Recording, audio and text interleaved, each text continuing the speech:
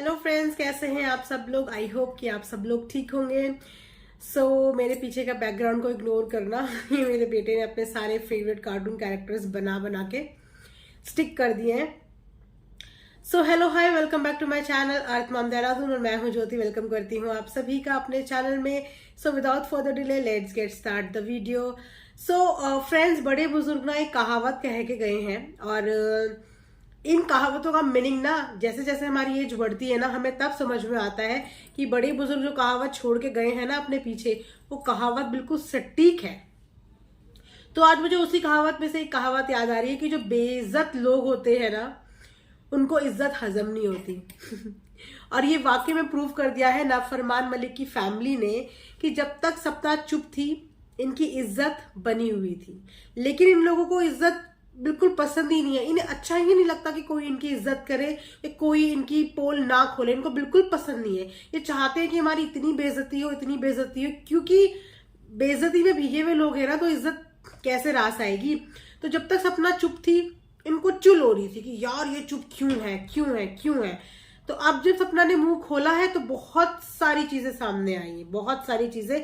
और आने वाले टाइम पे पता नहीं और क्या क्या चीजें सामने आएंगी। तो अगर आप सब लोगों को नहीं पता तो मैं आपको बता देती हूँ कि सपना का एक कोर्ट केस चल रहा था अपने हस्बैंड के साथ। डाइवोर्स का केस भी चल रहा था। उसके अलावा भी सपना ने कुछ केसेस अपने हस्बैंड के ऊपर किए थे। वो प्रॉपर्टी से रिलेटेड उसके केस थे जिसके लिए वो लड़ रही थी इतने टाइम से। और उसने इस चीज का बिल्कुल भी जिक्र कभी भी अपने किसी भी व्लॉग में नहीं किया। हाँ, आप लोगों ने एक इंटरव्यू में जरूर सुना होगा अबाउट उसकी जो भी उसके साथ गुजरा, उसकी लाइफ से रिलेटेड पर्सनल चीजें, लेकिन उसके अलावा उसने कभी व्लॉग में ये सब चीजें नहीं बताई। तो जब इन्होंने उसको परेशान इस हद तक कर दिया, तो शायद उसने पुराना कभी कोई इंटरव्यू किसी को दिया होगा जो उसने पब्लिक करने को मना किया था। लेकिन अब इतनी जब इज्जत पे बात आ चुकी है तो उसने शायद अपना वो इंटरव्यू पब्लिक करवा दिया है। तो उसके इंटरव्यू से थोड़ी सी जानकारी मुझे मिली है, तो जिन ऑडियंस को नहीं पता मैं उन सबके साथ शेयर करना चाहूंगी। तो सपना का एक केस चल रहा था उसके हस्बैंड के साथ डाइवोर्स का, ये आप सब लोग जानते हैं। उसके अलावा प्रॉपर्टी का जो केस था वो था प्रॉपर्टी का। उसके हस्बैंड के पास 2 प्लॉट हैं। जो प्लॉट सपना ने खरीदे हुए थे, सपना के नाम पे वो प्लॉट थे और सपना की कमाई से वो प्लॉट लिए हुए थे। क्योंकि शादी के बाद भी सपना काम करती थी, सिलाई का काम आप सब लोग जानते हो, उसका बुटीक था। और उसका पैसे जोड़ जोड़ के सपना ने प्लॉट खरीदा था जो कि उसके नाम पे भी था। तो अपनी कमाई पे हर किसी बंदे का हक बनता है, भले ही वो उस पति का साथ छोड़ के आ गई। मैं आगे ये भी आपको बताऊंगी कि उसका साथ छोड़ने का रीजन क्या था। उसका साथ छोड़ के आ गई हो, लेकिन इसका मतलब ये नहीं होता कि उसकी मेहनत की कमाई कोई भी कब्जा मार लेगा। तो उन प्लॉट का भी के लिए भी वो फाइट कर रही थी। लेकिन बहुत ही बुरी खबर ये कि जब किसी पे परेशानियां की लहर आती है तो वाकई में चारों तरफ से उसको परेशानियां घेर लेती है। तो एक और झटका जो है सपना को यहाँ पे लगा है, जिसकी वजह से वो और ज्यादा टूट गई है। इसका जिक्र उसने अपने व्लॉग में नहीं किया था, लेकिन अब उसने खुद ही अपने मुंह से इस बारे में बताया है कि उसने जो प्लॉट का केस अपनी प्रॉपर्टी के लिए अपने हस्बैंड पे डाला था, वो केस वो हार चुकी है। जी हाँ, सुनने में बहुत बुरा लग रहा है कि वाकई में वो केस वो हार चुकी है। और केस हारने का रीजन भी यही था कि सपना की साइड से कोई भी नहीं था। उसके परिवार के तरफ से सपना के साथ किसी भी केस में, किसी भी हियरिंग में, कोई भी कचहरी के किसी भी काम में उसका परिवार का एक भी सदस्य नहीं था। और बस यही चीज सपना के थोड़ा सा अगेंस्ट में चली गई, क्योंकि जाहिर सी बात है जब कोई बंदा अकेला होता है तो उसको हर कोई नोचने की कोशिश करता है। इससे पहले भी सपना के 2 वकीलों ने सपना के साथ ऐसे ही किया था, फ्रॉड। और अब जब जिस वकील से साथ उसका केस चल रहा था तो वहां पे आके उसका केस इसीलिए कमजोर पड़ा क्योंकि उसके परिवार के किसी भी सदस्य ने आके उसकी तरफ से नहीं बोला।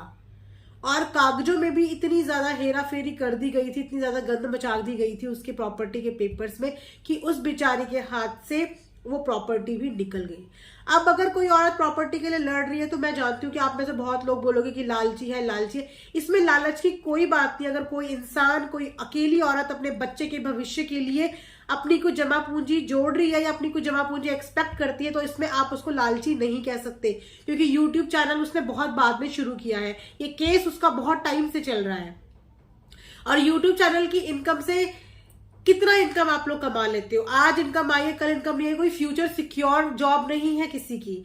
उसकी बेटी की पूरा भविष्य आगे पड़ा है, उसकी जिंदगी पूरी आगे पड़ी है, उसका बुढ़ापा आगे पड़ा है, और वैसे भी किसी और से नहीं मांग रही थी, वो अपनी खुद की प्रॉपर्टी के लिए फाइट कर रही थी, जो कि वो अनफॉर्चुनेटली हार चुकी है। और इस वजह से भी आपको सपना जो है और भी ज्यादा टूटी हुई, बिल्कुल हताश नजर आ रही है। काश कि उसके घर का कोई सदस्य, उसके घर के लोग उसकी मदद कर देते तो आज ये नौबत नहीं आती। क्योंकि नाफरमान मलिक और उसका परिवार तो चाहता ही है कि वो नीचे गिरे, इतना नीचे गिरे कि उसके पैरों पे गिर जाए। लेकिन जहां से हमें नजर आता है सपना बहुत ही सेल्फ रिस्पेक्टेड वुमेन है, वो अपनी सेल्फ रिस्पेक्ट को सबसे ज्यादा ऊपर रखती है। इसीलिए शायद इन लोगों के आगे झुकना उससे मंजूर नहीं हुआ, इनसे अलग होना उसने ज्यादा पसंद किया। जब उनसे उनकी भाभीियों के बारे में पूछा गया तो सपना ने हमेशा से सच बोला और उसने ये चीज एक्सेप्ट करी कि सरोज आंटी चाहे कैसी भी है, लेकिन जब उनके चोट लगी थी तो हाँ उसने पूछा था। उसके घर जाओ तो एक गिलास पानी का वो पिला देती है, एक कप चाय का वो पिला देती है, भले ही वो कैसी भी है। लेकिन भाभियां तो उसकी और भी है, लेकिन वो भाभियां किस तरीके का व्यवहार करती है ये इनडायरेक्टली सपना ने अपनी बातों में बता दिया कि वो जो दूसरी भाभियां है वो किस तरीके का व्यवहार उनके साथ करती है। साथ ही साथ उसने एक बहुत सटीक बात और बोली कि भगवान पैसा सिर्फ उतना दे जितने में किसी का घर गृहस्थी ठीक से चल जाए, लेकिन कभी किसी को ज्यादा पैसा ना दे।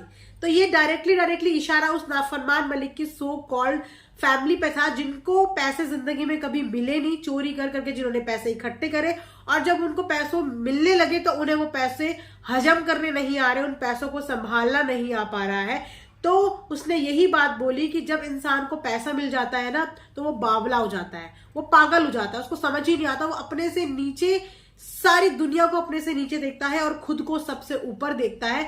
तो इसीलिए उसने साथ ही साथ ये भी बोला कि भगवान ना करे कि कभी किसी के पास जरूरत से ज्यादा पैसा आए।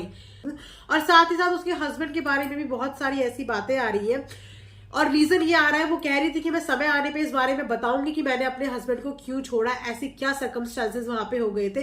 जैसे कि मैंने बोला ना कि औरत हमेशा, एक सही औरत वही होती है जो घरों की अपनों की इज्जत संभालने की कोशिश करती है। लेकिन जब अपने बेइज्जत लोग खुद ही सड़कों में उतर आए अपनी इज्जतें उतारने पे, तो फिर कहीं ना कहीं इंसान को मुंह खोलना पड़ता है। और उसके पति की भी कुछ ऐसी ही हालत थी कि उसका पति का भी कहीं और अफेयर चल रहा था और वो दूसरी शादी करना चाह रहा था, या उसने अपने साथ एक दूसरी महिला ऑलरेडी रखी थी और उसके साथ ही सपना को भी रखने की बात कर रहा था, जो कि सपना को सुनने में यही है कि सपना को बिल्कुल भी मंजूर नहीं था। वो इस गंद का हिस्सा नहीं बनना चाहती थी, और क्योंकि उसका भाई नाफरमान तो ऑलरेडी इन्हीं चीजों की वजह से आज आगे बढ़ा है, तो वो इस चीज में अपनी बहन को कैसे सपोर्ट नहीं करता। उसने तो यही बोला होगा कि भाई कर ले, क्या हो गया, हम भी तो दो हैं। लेकिन एक इज्जतदार घर का और एक सेल्फ रिस्पेक्टेड पर्सन कभी भी इस चीज को प्रमोट नहीं करना चाहेगा कि एक घर में दो औरतें एक साथ रहें। तो कहीं ना कहीं ये भी रीजन था कि नाफरमान ने उसका साथ नहीं दिया, लेकिन खुल के नहीं बताया। तो जब पत्ते खुलेंगे तो सबके चिथड़े उड़ेंगे और सबकी पोल खुलेगी, क्योंकि जितना हम लोगों को दिख रहा है ना उससे कई ज्यादा धरती के नीचे ये लोग और हैं। तो जैसे जैसे इनकी जो जो पोल खुलती जाएगी आप सबको मैं अपने चैनल पे बेधड़क बताऊंगी, क्योंकि हमें सच बोलने से कोई नहीं रोक सकता, ये हमारा प्लेटफॉर्म है, हमें फ्रीडम ऑफ स्पीच है, हम किसी को गाली नहीं दे रहे हैं, लेकिन हम अपनी बात करने के लिए फ्री हैं। तो अपना ध्यान रखिए, दुआओं में याद रखिए, बाय, टेक केयर।